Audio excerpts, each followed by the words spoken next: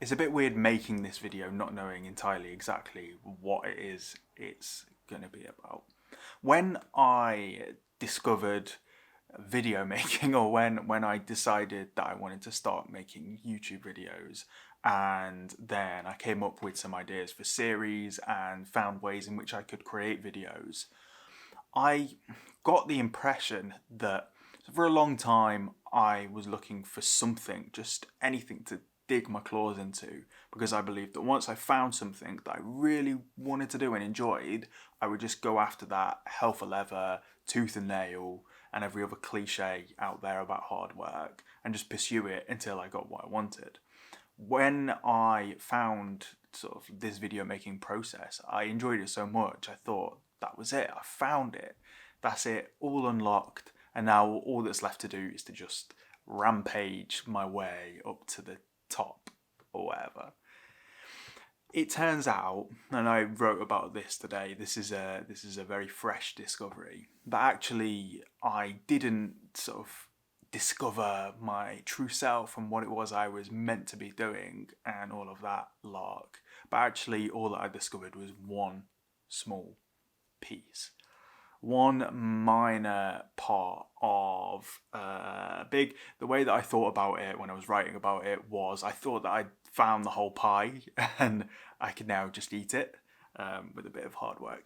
But actually what I did is I just found the sliver of the pie that your very stingy grandma would cut for you. Not that my grandma is stingy, she's not. So it wasn't this grand discovery that I thought it was. Over the past few years or so, I feel like I've lost a bit of who I am. I've lost an understanding of what I care about. And I don't know whether that's just because when you're younger, you're sure of yourself, but with an unstable foundation, that you actually don't really know what it is you want to do, but you think you do, and you're just overtly certain about that, and you eventually turn out to be wrong. Some people don't. Some people find their thing early and then they just go after it and they love it, but most people, they think they know what they want, and then that changes as they get older.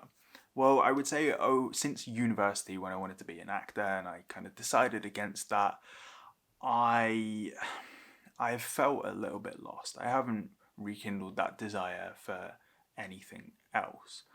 And I don't think there is any smart way to find the thing that you really want to do, other than just to do things, just to try everything out and explore.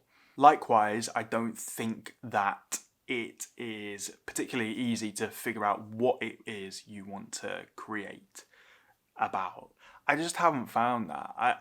I know that might seem weird. I know I want to create, but I don't know exactly what it is that I want to create about. That seems stupid, maybe. But that's where I am. And the only answer that I can think of to that, and the only answer that I can think of to the problem of figuring out what it is I want to make videos about and what it is that I am truly interested in. I have a bunch of topics that I'm interested in, but nothing that sort of really sort of lights a fire within me. There are many things that I'm extremely curious about.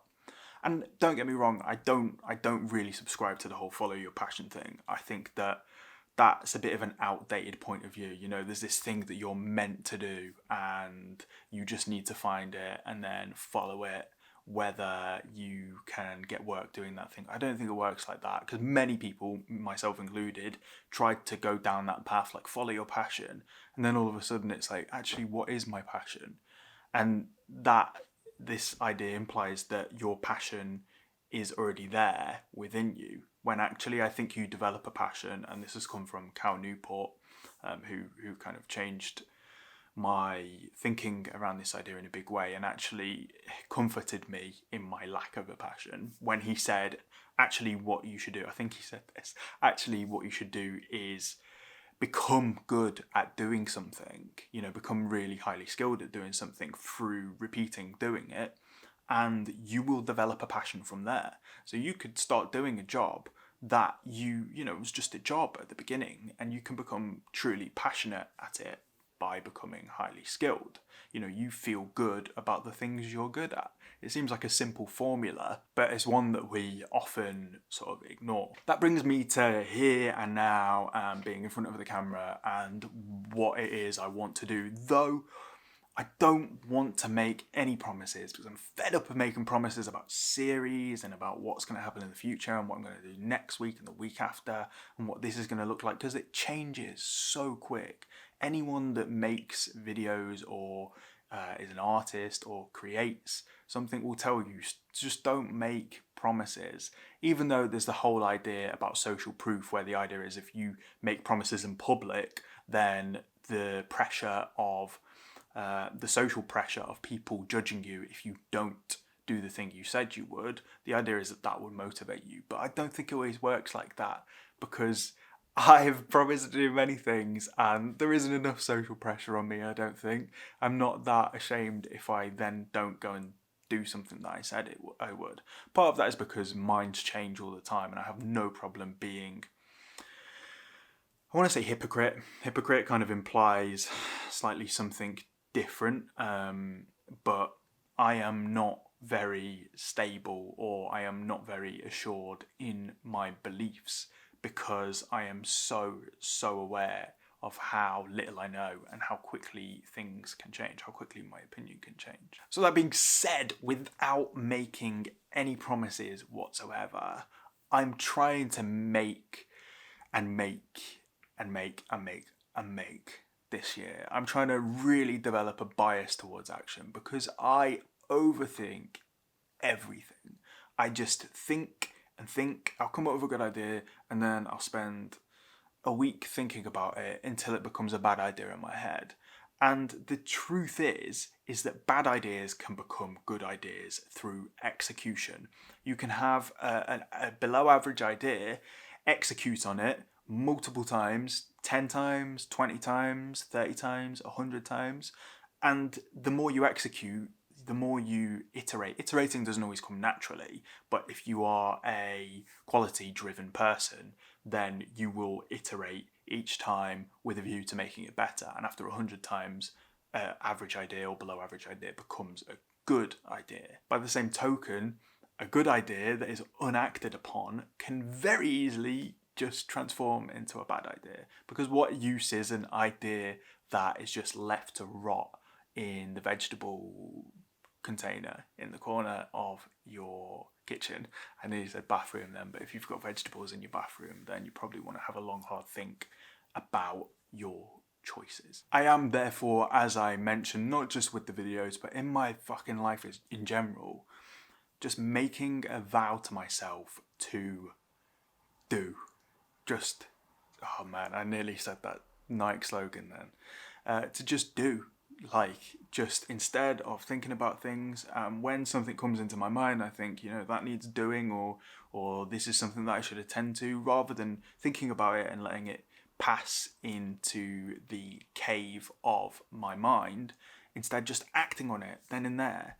And that might be considered impulsive, and it's not necessarily good for everybody, but for me, it's what I need, because I think and I worry and I turn that worry into sort of a ball of anxiety enough already. And being such an overthinker has held me back for the longest possible time. Another thing that I want to add to that for myself is that I need to stop self-denigrating. I need to stop worrying about what people think about me. And that might seem weird as coming from someone who is recording videos and putting them on YouTube with maybe like 30 views if I'm lucky, 30 views a week or whatever, 30 views a video. It might seem that, you know, clearly I can't care about what people think that much. I do very much care about what people think about me. It's just that the drive to do this overcomes that. Like I couldn't care less because I want to do this that bad. Where I do fall down is I become worried about the type of person people might think I am. So weirdly enough, I am more hesitant to tweet a certain way because I worry that people might think I'm a type of person. So there's a cliche on Twitter where people talk about a reply guy, and it's a guy that pops up in people's tweets, pops up in people's mentions, just constantly replying to them. And I think it's a lot of the time it's useless information. And there's usually like categories of reply guy. I think there was a meme where there was like a bunch of categories of reply guys. And I worry about, say, becoming someone like that.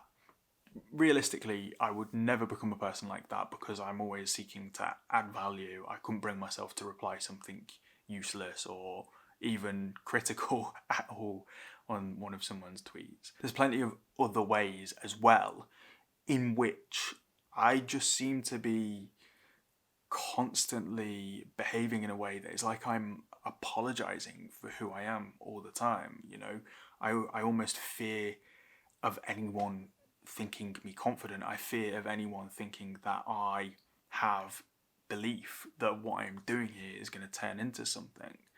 I don't know what that is. That's some deep psychological shit that I need to tear out and look at and then put back in the right order. I'm going to tie this video up here, and again, without sort of making any guarantees for the future, I'm hoping to be making some videos like this a lot more commonly, and I'm not going to sort of ascribe myself to saying daily or whatever, and I'm not going to specify what the videos will be about, because that's for me to discover along this journey. I mean, I don't fucking know, man. I just need to find out. What I will be doing is making videos about things that I'm interested in, things that I'm curious about, and just talking and being a lot more lax like this, and sort of like holding a worse posture than I might usually if I was making a more scripted and, you know, fancier video. I'm firm in my belief that quantity eventually turns into quality. As I said earlier, with iteration, of course, with deliberate practice, of course, but I'm just aiming to be prolific and make and make and make and make. I think it's Austin Kleon that said in one of his books, not fake it till you make it till you make it. And that's my plan, man. I'm just going to make and make and make and make and make and stop putting pressure on myself. There we go. I'll see you for the next video. I think there's going to be a weekly wash on Wednesday as well, if I can squeeze that in. Thanks for watching, and I'll see you next time. Bye-bye.